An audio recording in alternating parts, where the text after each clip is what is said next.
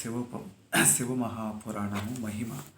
శివపురాణం అనేది వేదవ్యాసుడు రాసినటువంటి మహాగ్రంథం. ఇది శివుని యొక్క అనుగ్రహాన్ని కోసమే శివపురాణంలో చెప్పబడిన విషయాలు. శివపురాణమును చదవటం వల్ల కానీ వినటం వలన కానీ భక్తి కలిగి మహో మనం ఓత్తులందు సమస్తమును కూడా సాధించిన వాడవుతాడు. ఈ జన్మాంతరమునందే శివ శివపదము మోక్షమును పొందును. శివపురాణ పఠనం మానవులకు కల్పవృక్షం వంటిదై ఇహపర భోగములను కూడా నొసగుతుంది. శివపురాణం చదవటం వల్ల ఇహపర ప్రస్తుతం ఇప్పుడు మనం జీవిస్తున్నటువంటి ఇది కూడా తర్వాత మానవ జీవితం తర్వాత కూడా చాలా చాలా గొప్పది అని చెప్పబడుతుంది ఇదంతా. అయితే ఇది శివనామ సంకీర్తనతో కూడినదై ఉండెను. తాత్కాలికంగా వచ్చే అరిష్టాలన్నీ కూడా నివారించి అభీష్టములను కూడా సిద్ధింపచేయను. ఇటువంటి నవాగ్రహంగా పఠించేవారు జీవనముక్తులని చెప్పబడవచ్చు. ఈ గ్రంథాన్ని పఠించేవారు జీవనముక్తులు అని చెప్పబడుతుంది. ప్రతిదినము ఒక పూట కానీ అంటే ఒక పేజీ కానీ ఒక వాక్యము కానీ ఒక వాక్యం అవ్వచ్చు, లేదా ఒక అధ్యాయం కానీ చదువుట వలన దినముగా క్రమక్రమంగా యాతత్పటమునందు చెప్పబడిన శివారాధనమందు అభిరుచి కలిగి పెంపొందించుచుందురు. ఈ విధంగా చదువుట వలన కానీ చదువుచుండగా వినుట కంటే కూడా తన సొంత కంఠంతో చదవటం వల్ల చాలా అధిక శ్రేయస్సు పొందుచున్నారు. అంత్యకాలమున దానిని వినుట వలన శివుడు ప్రసన్నుడై కరుణా కటాక్షములతో పునరావృత్తి రహిత శాశ్వత శివ సాయుధ్యమును అనుగ్రహించుచున్నాడు. శివానుగ్రహం కలిగి శివుడు జీవితం అనంతరం బతికున్నంత కాలము అన్ని విధాలా శ్రేయస్సుగా అరిష్టములను తొలగించి అభిష్టములను సిద్ధింపజేస్తున్నాడు. కోరిన కోరికలు తీరుతాయి, అన్నీ అవుతున్నాయి. జీవితం తర్వాత కూడా ఆయన ముక్తిని శివ సాయుధ్యాన్ని కూడా ఇస్తున్నాడు అనమాట. ఇటువంటి శివ మహాపురాణం చదువుటచే శివుడు ఒక్కడే కాకుండా బ్రహ్మ విష్ణువాదులు కూడా సమస్త సత్పురుషులను కూడా సంతసించరు. అంటే సమస్త దేవతలు, దాంతోపాటు బ్రహ్మ విష్ణువులు కూడా సమస్త సత్పురుషులు కూడా సంతసిస్తారనమాట. కావున శివారాధనము వలన జగమంతయు కూడా తృప్తి పడునని ఇందు వేదవ్యాసుడే స్వయంగా రాశాడనమాట. వేదవ్యాసులు రాసింది ఏంటి? ఈ పురాణం చదవటం వల్ల కూడా చాలా జగత్తంతా కూడా సంతోషిస్తుంది, తృప్తి చెందుతుందని. శివపురాణము పఠనము భగవద్గీత పారాయణం వల్లే జ్ఞానయజ్ఞం అనబడుతుంది అనమాట. ఎలా అయితే భగవద్గీతను అధ్యయనం చేస్తారో జ్ఞానయజ్ఞం కింద, అదేవిధంగా శివపురాణాన్ని కూడా సేమ్ అదే విధంగా ఉంటుందని ఇక్కడ చెప్పబడుతుంది. మరియు సంతానం లేని వారికి సంతానం, పుత్రప్రదము, గర్భధారణమును, గర్భస్రావము గల తరుణులను సిద్ధపరచుననియు. అంటే సంతానం లేని వాళ్ళకి కూడా శివానుగ్రహంతో ఈ విధంగా సంతానం కలిగే విధంగా శుభం జరుగుతుంది. ఏ కోరిక కోరినా జరుగుతుంది అనమాట. ఇదంతా గొడ్రాలకు కూడా త్వరలోనే సంతానము కలుగుతుందని నొసంగును. రోగులకు ఆరోగ్యమును కలిగించునది చెప్పబడుతుంది. ఇక్కడ గ్రహాలన్నీ కూడా ఇబ్బంది పడతాయి. చాలా మానవులంతా గ్రహాల వల్ల చాలా ఇబ్బందులు పడుతూ ఉంటారు. శనిగ్రహం, రాహువు, కుజుడు, గురుడు, కేతువు, బుధుడు, శుక్రుడు, ఈ గ్రహాల యొక్క దోషాలన్నీ కూడా శివపురాణం చదివితే శాంతించి మనకి శుభం కలగడానికి చాలా దోహదపడుతుంది. ఈ పురాణం చదవటం వల్ల అవన్నీ కూడా గ్రహాలు ఏం చేయలేవన్నమాట. అంత గొప్పది శివపురాణం అనేది.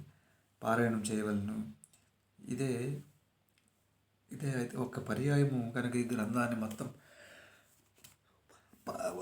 చదివిన తర్వాత ఒక చిన్న పద్మపురాణంలో ఏం చెప్పిందంటే, శివపురాణం మహాపురాణం చదివిన తర్వాత శివగీత అని ఒక చిన్న పారాయణ గ్రంథం ఉంటుంది.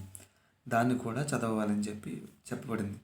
అదేవిధంగా రుద్ర సంహిత మిగుల ముఖ్యమని, అది కూడా ముఖ్యమైన విషయమని, 24,000 శ్లోకములు ఈ పురాణమునందు ఉండుట చేత 24 అక్షరములు గల గాయత్రి మంత్రం అక్షరములకు 1,00,000 శ్లోకములు చొప్పున వివరించినది. మహాపురాణమును పంచడాక్షరి మహామంత్రమును కలియుగమున అక్షరమునకు 4 లక్షలు, మొత్తం 24 లక్షలు జపించినచో ఒక పురచ్చరణవుతుంది. గాయత్రి మంత్రానికి 24 అక్షరాలు అంటే 24 లక్షలు జపించినచో ఒక పురచ్చరణ అవుతుందని ఇందే రాయబడినది. ఈ మహాపురాణంలో రాయబడిందన్నమాట ఇది. అదేవిధంగా ఈ మహాపురాణమును షడాక్షరి మహామంత్రమును అక్షరమునకు 4000 సంఖ్యతో ప్రతిపాదించుచున్నది అని తెలియవచ్చును. ఇది ఒక్కసారి ఈ మహాపురాణాన్ని ఒక్కసారి కనుక చదివిన తరువాత పిమ్మట రుద్రాభిషేకం ఒకసారి చేయించుకోవాలి. శివాలయంలో ఒక రుద్రాభిషేకం చేయటం చాలా మంచిది. శివ సహస్రనామార్చనను కూడా శివుడికి అర్చన కూడా చేయించడం చాలా మంచిది. 11 శైవ బ్రాహ్మణులకు కూడా భోజనము నీడి దక్షిణ తాంబూలాలు కూడా ఇస్తే చాలా మంచిది. మనం ఎన్నో కార్యక్రమాలు చేస్తాం కదా, అదేవిధంగా ఇక్కడ ఇది చేస్తే చాలా మంచిది. పూర్వము దేవరాజు అనేటువంటి బ్రాహ్మణుడు ఏం చేసేవాడంటే స్నాన సంధ్యలు, బ్రాహ్మణుడిగా పుట్టినవాడు స్నానము సంధ్య ఇవన్నీ చేసి దేవార్చన సంధ్యావందనం చేసి దేవతార్చన శివార్చన ఇవన్నీ చేసేవాడు.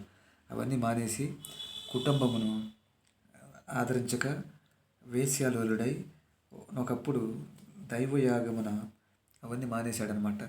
దైవయాగము లేదు, దైవేచ్ఛగా దేవుడి అనుగ్రహంతో ప్రతిష్టాపురమునందు శివాలయంలో పీడితుడై పడి ఉన్నాడు అక్కడ.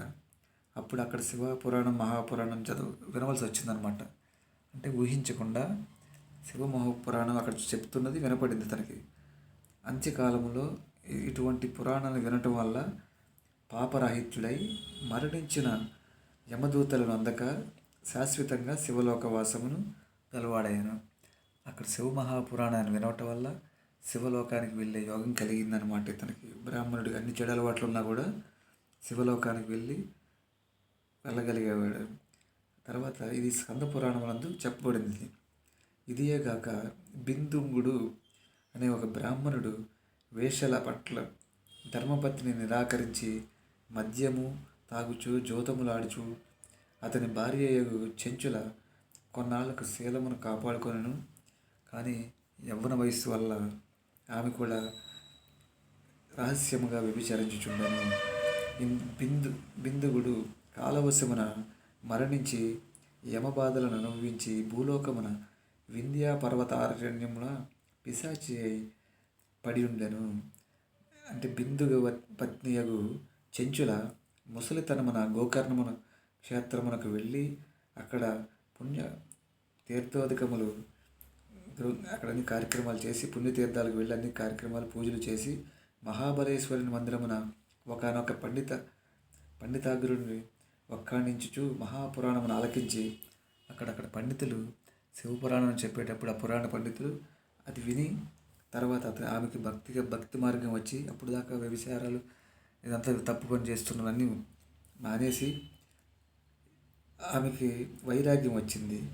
ఆ పిమ్మట ఆ పౌరాణికమంతయు ఆశ్రయించి శివమహాపురాణమును సంగ్రమముగా వినుటయేగాక భస్మ రుద్రాక్ష ధారణయై శివ మహామంత్రమును జపముచే ప్రారబ్ధాంతమున అనాయాసముగా మరణించినదై కైలాసమును చేరెను. ఆమె ఆ శివ మహాపురాణం చేరి చదవటం వల్ల వినటం వల్ల ఆమె రుద్రాక్షలు భస్మధారణ ధరించటం వల్ల ఆమె శివ కైలాసం చేరిందనమాట. కైలాసంలో ఒకనాడు చెంచుల పార్వతీదేవిని దర్శించి ప్రణమిల్లినదై తన భర్త జాడ చెప్పమని అడుగుతున్నాను. అతడు పిశాచి అయి వింధ్యా పర్వతయందు ఉన్నాడని అమ్మవారు చెప్పగా అతని యథార్థము ఎట్లగునని చెంచుల అమ్మను అంటే పార్వతీదేవిని ఆశించగా ఆ జగజ్జనని కరుణించి తుంబుర గంధర్వులనిద్దరినీ కూడా రప్పించి వింధ్యాటనకు వేగి అక్కడ బిందుడు అనేటువంటి అతన్ని బ్రాహ్మణుడిని బంధించి శివ మహాపురాణాన్ని వినిపించమని ఆదేశించిందనమాట. వాడు ఎక్కడ పిశాచ రూపంలో పడున్నాడు కదా, అక్కడికి వెళ్ళి శివపురాణాన్ని వినిపించమని పార్వతీదేవి చెప్పగా అక్కడికి వెళ్ళి ఆ గంధర్వాగ్రేసరులు గావింపజేసి బిరుదాంగుడికి పిశాచ జన్మను విడనాడి దివ్య దేహధారి అయి మహాకైలాసమున చేరినవాడై పార్వతీ పరమేశ్వరులను దర్శించి నమస్కరించి పార్వతీ పరిచారక చెంచుల అంటే అతని భార్య అనమాట, అక్కడ వాళ్ళిద్దరూ కలిసి కల్పకోటి శతంబుల కాలము దివ్య సుఖములను అనుభవించుచు శివ సాయుధ్యం నొందెను. అంటే శివ సాయుధ్యాన్ని పొంది అక్కడ స్థిరంగా ఉన్నారు వాళ్ళు.